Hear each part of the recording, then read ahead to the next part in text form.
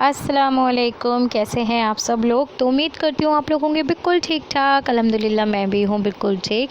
तो आज मैंने अपना व्लॉग स्टार्ट किया है दोपहर के लंच से और मैं बनाने जा रही हूँ मसाला राइस। तो मैंने यहाँ पर प्याज का तड़का लगा दिया है और इसके अंदर साबुत गरम मसाले डाल दिए हैं, तेज़पात का पत्ता डाल दिया है, मोटी इलायची, काली मिर्च, लौंग, दालचीनी, जावित्री, ये सब डाल के लहसुन और अदरक का पेस्ट ऐड करा है।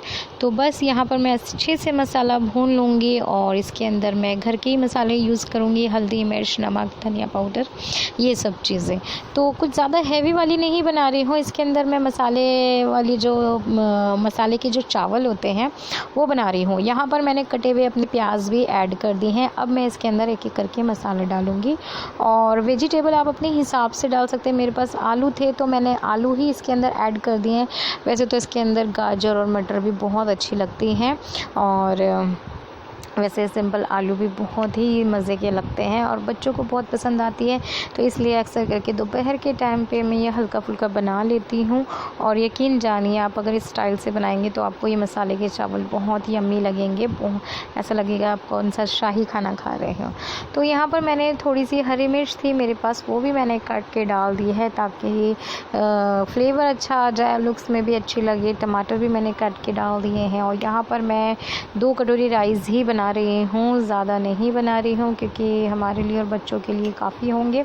आसिफ जी का परहेज़ चल रहा है तो उनके लिए परहेज़ की दाल और रोटी मैं दे चुकी हूँ उनको खाने के लिए। उन्होंने अपना लंच कर लिया है। यहाँ पर मैं बस अपने लंच और बच्चों के लंच की तैयारी कर रही हूँ।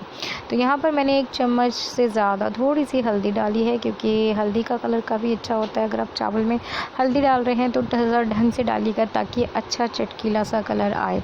इसके बाद मैंने इसके अंदर ऐड कर दिया है धनिया पाउडर 2 चम्मच।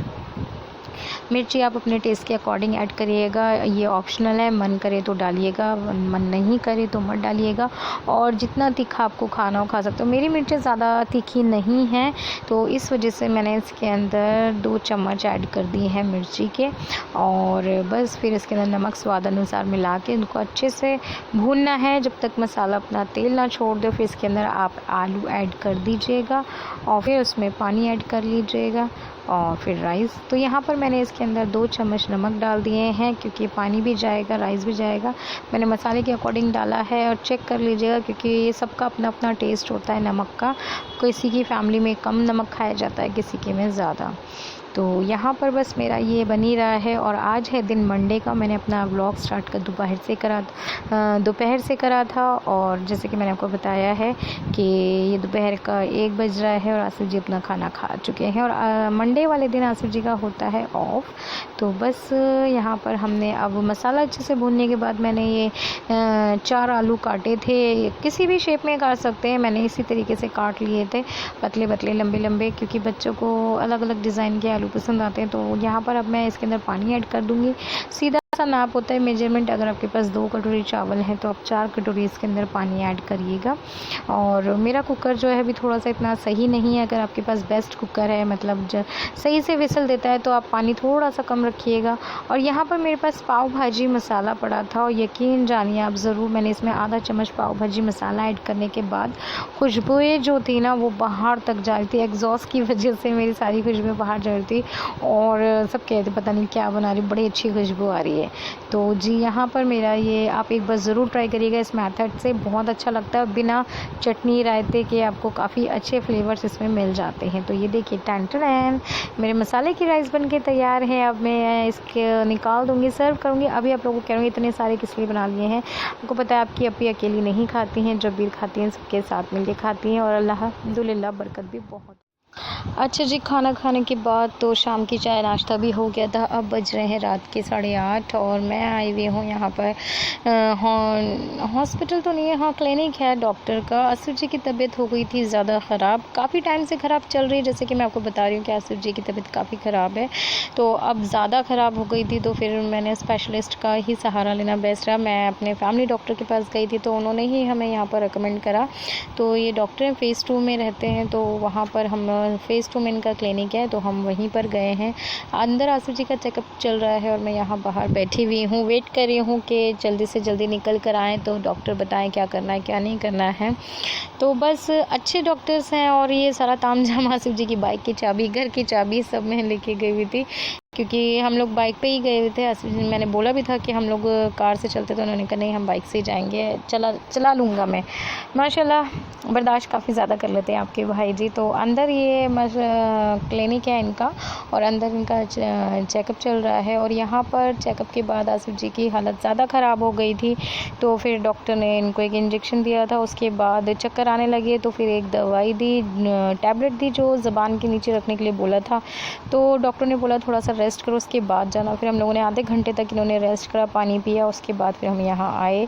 तो मैं ये बता देती हूँ, ये जो शॉप है ये है गेट वेल सून फार्मेसी। ये है आसिफ जी के फ्रेंड की शॉप। तो अल्हम्दुलिल्लाह से माशाल्लाह से ये उनका तीसरी शॉप है। तो उन्होंने एक हफ़्ते पहले ये इनॉग्रेशन करा था, डाला था, लेकिन मैंने नहीं देखा। तो आज जब हम लोग गए और मुझे पता भी नहीं था कि ये भाई की शॉप होगी, तो उन्होंने कहा भाभी आप प्लीज़ बाहर से पूरा वीडियो बनाओ। मैंने कहा अच्छा चलो ठीक है। हम लोग यहीं से मेडिसिन लेकर आते हैं, गेट वेल सून से, आचार निकेतन में इनकी शॉप है। तो उन्होंने बोला कि जब मैंने इनको यहाँ देखा तो मैं एकदम से हैरान हो गई। उन्होंने कहा भाभी आप इधर में कैसे? मैंने कहा बस ये दवाइयाँ चाहिए थी, क्योंकि आसिफ जी और मैं ज़्यादातर यहीं पर ही आते, मेरे इंसुलिन वगैरह सब यहीं से आते थे। अब तो खैर अल्हम्दुलिल्लाह मैं इंसुलिन पे नहीं हूँ, बट भाई बहुत अच्छे हैं, मुस्लिम हैं और काफ़ी अच्छी दवाइयाँ होती हैं और मोस्टली सारी दवाइयाँ इनके पास होती हैं। तो बस ये आप लोगों को हाई कर रहे हैं और प्लीज़ एक बार ज़रूर इनके शॉप पे जाइएगा, बहुत रीज़नेबल प्राइस पे ये दवाई देते हैं, 20% डिस्काउंट। हाय, तो फाइनली अब मैं आप लोगों के सामने आ चुकी हूँ और अब हो रहा है ईशा का टाइम हो रहा है, मतलब ईशा का नहीं, अब मतलब ये वीडियो मैं अब मतलब मंडे तो निकल गया, आज है ट्यूसडे, तो मैं इसका एंड अप कर रही हूँ। तो अब ईशा का टाइम होने वाला है, तो इसलिए मैंने सोचा चलो अपना वीडियो एंड कर देती हूँ। और जो भी अभी तक आप लोगों ने देखा पूरी मैं आपको जानकारी दूँगी कि आसिफ जी की तबीयत को क्या हुआ है क्या नहीं। बता ही देती हूँ आसिफ जी को क्या हुआ है। आसिफ जी को शुरू से थोड़ी सी कॉन्स्टिपेशन की प्रॉब्लम थी। अब वो प्रॉब्लम जो है ना वो बहुत बढ़ गई है, इतनी बढ़ गई कि हमें डॉक्टर के पास जाना पड़ा। तो डॉक्टर ने फिर हमें मेडिसिन दी हैं अभी 1 हफ़्ते की और कुछ उपचार दिए हैं करने के लिए कि आप इस तरीके इसका मेथड करो तो मे भी शायद आसिफ जी को आराम मिले। तो बस हम वही कर रहे हैं, मेडिसिन प्रॉपर दे रहे हैं और खाना वही परहेज़ी बन रहा है उनका।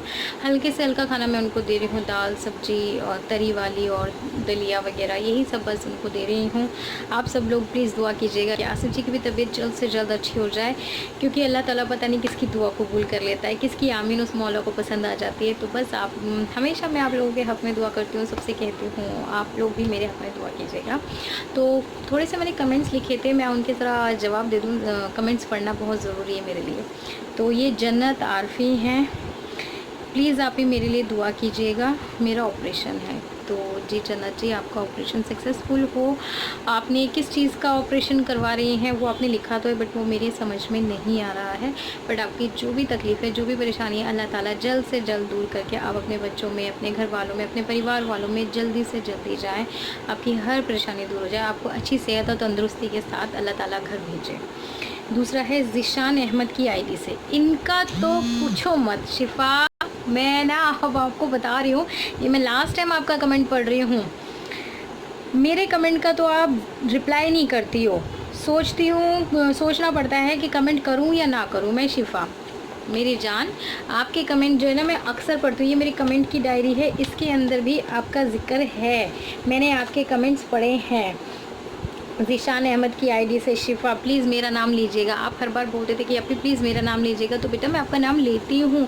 फिर आपने कहा कि अभी रिश्ता हो रहा है, तो मैंने पिछले भी कमेंट में मैंने आपको मुबारकबाद दी थी और बोला था कि आपका रिश्ता, आपकी अपी का रिश्ता हो रहा है, सब कुछ अच्छे से हो। फिर भी आप कहते हो कि मैं आपका कमेंट नहीं पढ़ती हूँ, हर टाइम आप मेरे से शिकायत करते हो। नॉटी गर्ल, मैंने आपका कमेंट पढ़ दिया है, आई होप आपको पसंद आएगा। आप किस तरीके का कमेंट और मुझसे पढ़वाना चाहती हैं और क्या चाहती हैं, प्लीज़ मुझे डिस्क्रिप्शन बॉक्स में ना अच्छे से बता दो कि अभी मेरे ऊपर एक पूरा वीडियो शूट कर दो, पूरा व्लॉग शिफा के नाम से ही कर दूँ मैं। जान मैं आपका नाम लेती हूँ, बहुत लेती हूँ, और आपसे मैं कमेंट बॉक्स में भी तो कितनी बातें करती हूँ, रिप्लाई भी करती हूँ मैं आपका।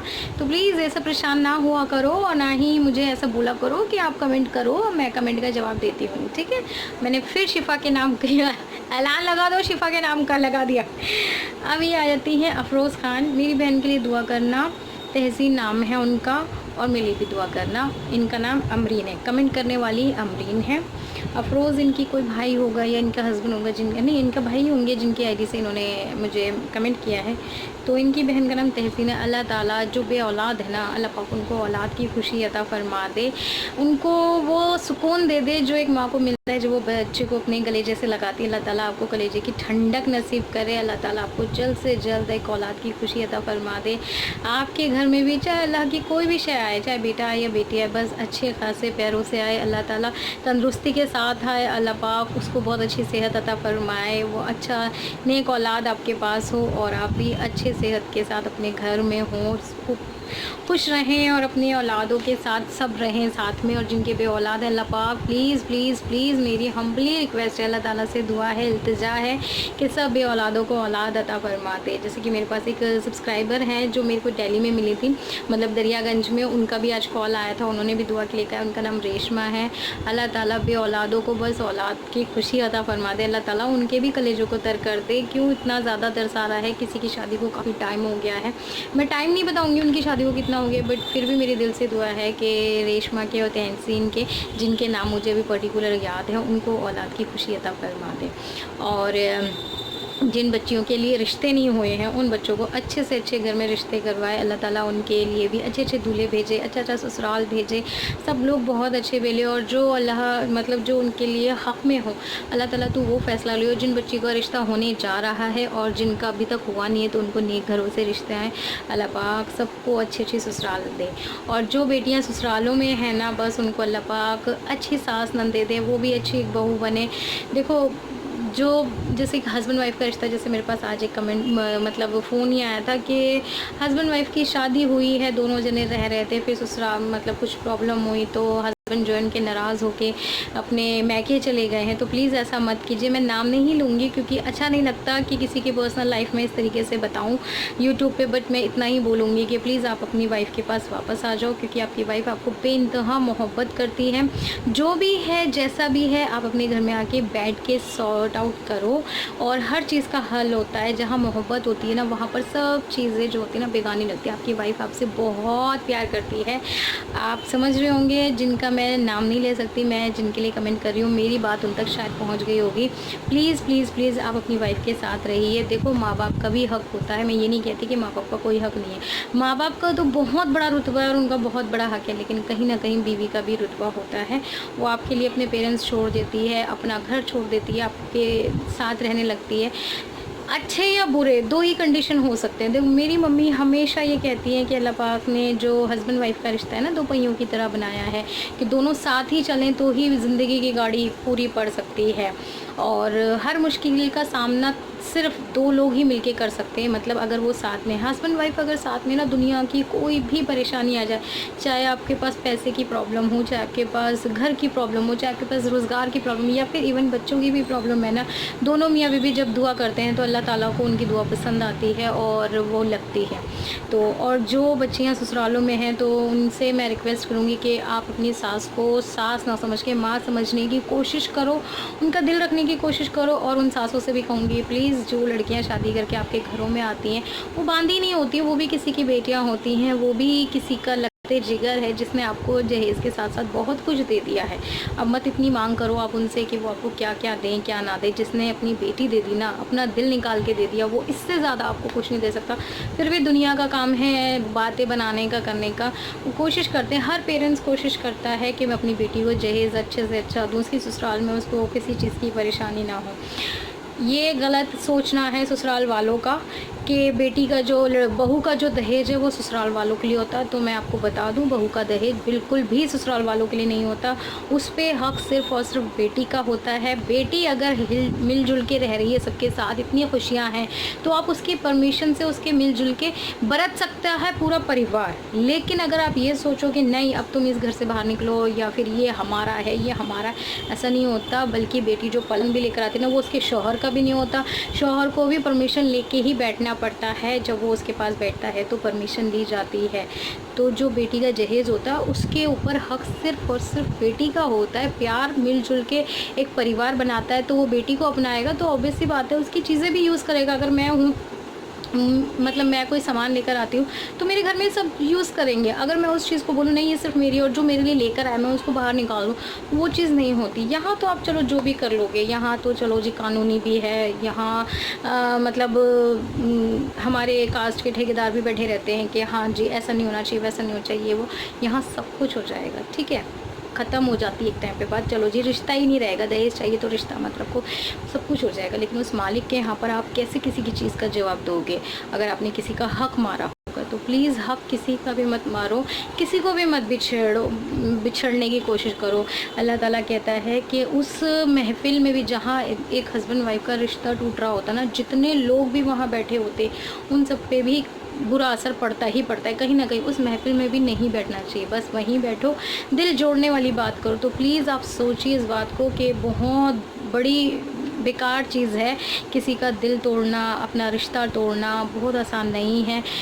बॉस यहाँ पर आप जवाब दिलोगे, लेकिन हशर के मैदान में आप कहाँ से उसके सवाल जवाब क्या करोगे कि जब वो कहेगी आपसे आपने मेरे साथ, मतलब आपने मेरे साथ धोखा करा या आपने ऐसा क्यों किया, उसके जवाब देने मुश्किल हो जाएंगे। सास ससुर को भी जवाब देना मुश्किल हो जाएगा और बहू को भी जवाब देना मुश्किल हो जाएगा। जब वो अपने सास ससुर की, जहाँ उसको इतना प्यार मिल रहा है, इतनी इज्जत मिल रही है, वहाँ पर अगर वो नाफरमानी करती है, चोरीगिरी मतलब निकम्मापना करती है, तो वहाँ पर भी देखने को मिल जाएगा आपको कि अल्लाह ताला उन सबको दिखाएगा। तो प्लीज़ एक घर के अंदर सब जने प्यार से रहो, कोशिश करो। दिल नहीं मिल रहा है तो थोड़ा सा सेपरेट हो जाओ, कोई इसमें बड़ी बात नहीं है। लेकिन दिल मिलने बहुत ज़रूरी है कि आप मिल के रहो, इससे बेहतर है कि दिल मिल के रहो, सब जने एक साथ रहो।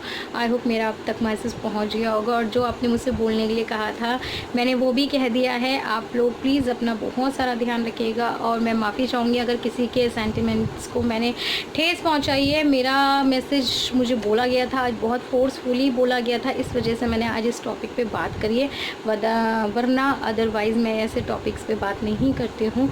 सबके अपने अपने इश्यूज़ होते हैं। अभी बहुत सारे जने आएंगे मेरे ऊपर, हाँ अब आइए, अब बात करने के लिए आप ही बात कह रही, आपके मुँह से ये शोभा नहीं देता। तो जी मैंने, किसी ने मुझसे बोला था, वो मैसेज मैंने वहाँ तक पहुँचाना था, इस वजह से मैंने आज बात करी है। तो मेरी प्राइवेट लाइफ पे मत जाना, मेरी पर्सनल लाइफ पे बिल्कुल भी मत आना, बिल्कुल भी आने की ज़रूरत नहीं है।